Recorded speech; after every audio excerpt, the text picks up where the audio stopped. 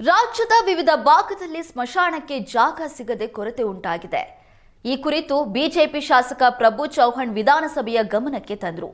ಔರಾದ್ ಮತ್ತು ಕಮಲನಗರ ತಾಲೂಕಿನಲ್ಲಿ ಸ್ಮಶಾನ ಭೂಮಿ ಇಲ್ಲದೆ ಇರೋದ್ರಿಂದ ಆಗ್ತಾ ಇರುವ ಸಮಸ್ಯೆಗಳ ಕುರಿತು ಸದನದಲ್ಲಿ ಪ್ರಸ್ತಾಪಿಸಿದರು. ರಾಜ್ಯ ಸರ್ಕಾರ ಆದ್ಯತೆಯ ಮೇರೆಗೆ ಸ್ಮಶಾನಕ್ಕೆ ಭೂಮಿ ನೀಡೋದಕ್ಕೆ ಕ್ರಮ ಕೈಗೊಳ್ಳಬೇಕು ಅಂತ ಪ್ರಭು ಚೌಹಾಣ್ ಪ್ರಶ್ನೋತ್ತರ ವೇಳೆಯಲ್ಲಿ ಮನವಿ ಮಾಡಿದ್ರು.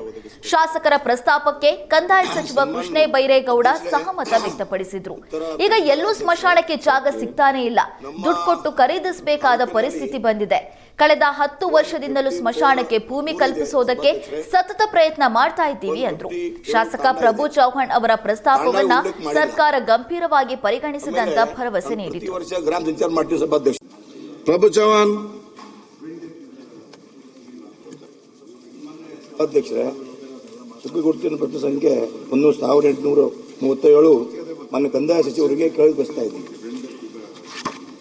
ಮಾನ್ಯ ಅಧ್ಯಕ್ಷರೇ, ಗೌರವಾನ್ವಿತರಿಗೆ ಉತ್ತರ ಒದಗಿಸಿಕೊಟ್ಟಿದ್ದೇವೆ.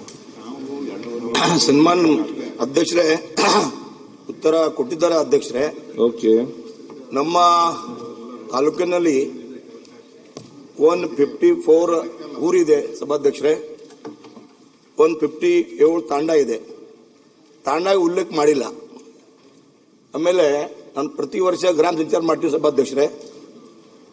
ಊರು ಹೋದ್ರೆ ಸ್ಮಶಾನ ಭೂಮಿ ನಮ್ಮ ಅವರು ಕಮನರ್ ತಾಲೂಕಾ ಬೇರೆ ಇದೆ, ಅವರ ತಾಲೂಕಾ ಬೇರೆ ಇದೆ.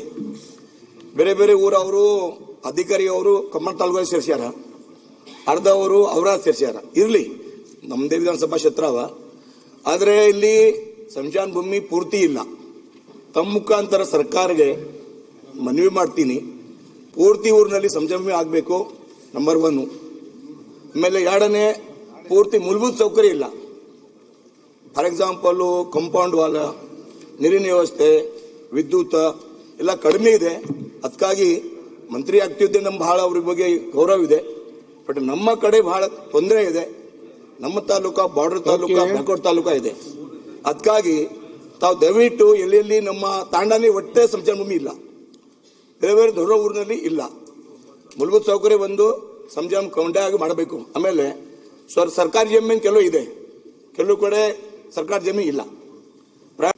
ಮಾನ್ಯ ಅಧ್ಯಕ್ಷರೇ, ಮಾನ್ಯ ಸದಸ್ಯರು ಕೇಳುವಂತಹದ್ದು ಸಮಸ್ಯೆ ಇದೆ, ನಾನು ಇಲ್ಲ ಅಂತ ಹೇಳಲಿಕ್ಕೆ ಹೋಗೋದಿಲ್ಲ. ಸುಮಾರು ಕಡೆ ಕಳೆದ 10 ವರ್ಷದಿಂದನೂ ಕೂಡ ನಾವು ಸತತವಾಗಿ ಪ್ರಯತ್ನ ಮಾಡ್ತಾನೆ ಇದ್ದೇವೆ. ಎಲ್ಲ ವಸತಿ ಪ್ರದೇಶ, ಅದು ಗ್ರಾಮ ಇರಲಿ, ಗ್ರಾಮದ ಮಾನ್ಯತೆ ಇಲ್ಲದೆ ಹೋಗ್ಲಿ. ಯಾಕಂದ್ರೆ ತಾಂಡಗಳಿಗೆ ಹಿಂದೆ ಗ್ರಾಮದ ಮಾನ್ಯತೆ ಇರಲಿಲ್ಲ, ನಾವೀಗ ಅದನ್ನ ಕೊಡ್ತಾ ಇದ್ದೇವೆ. ಯಾವುದೇ ಇರಲಿ, ಅಲ್ಲಿ ಅವಶ್ಯ ಇರುವಷ್ಟು ಸ್ಮಶಾನ ಭೂಮಿ ಕೊಡಬೇಕು ಅನ್ನೋದು 10 ವರ್ಷದಿಂದ ಎಲ್ಲ ಸರ್ಕಾರ ಪ್ರಯತ್ನ ಮಾಡಿದೆ. ಹೈಕೋರ್ಟ್ನವರು ಕೂಡ ಇದನ್ನ ತುಂಬಾ ಬಹಳ ಬೆನ್ನತ್ತಿ ಮಾಡಿಸಿದ್ದಾರೆ. ಆದರೂ ಕೂಡ ಕೆಲವು ಕಡೆ ಇನ್ನೂ ನಾವು ಕೊಡೋದಕ್ಕೆ ಸಾಧ್ಯ ಆಗಿಲ್ಲ. ಈಗ ಇರೋ ಭೂಮಿ ಎಲ್ಲ ನಾವು ರೈತರಿಗೆ ಕೊಡಿ, ಅದಕ್ಕೆ ಕೊಡಿ, ಇದಕ್ಕೆ ಕೊಡಿ ಅಂತ ಕೊಟ್ಬಿಟ್ಟು ಕೊನೆಗೆ ಈಗ ಸ್ಮಶಾನಗಳಿಗೆ ಭೂಮಿ ಲಭ್ಯ ಇಲ್ಲದ ಹಾಗೆ ಆಗಿದೆ.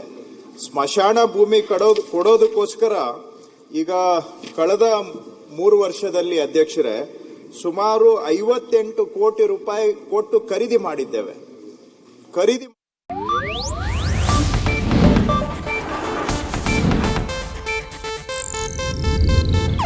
ಇದು ಏಷ್ಯಾನೆಟ್ ನ್ಯೂಸ್ ನೆಟ್ವರ್ಕ್ ಪ್ರಸ್ತುತಿ.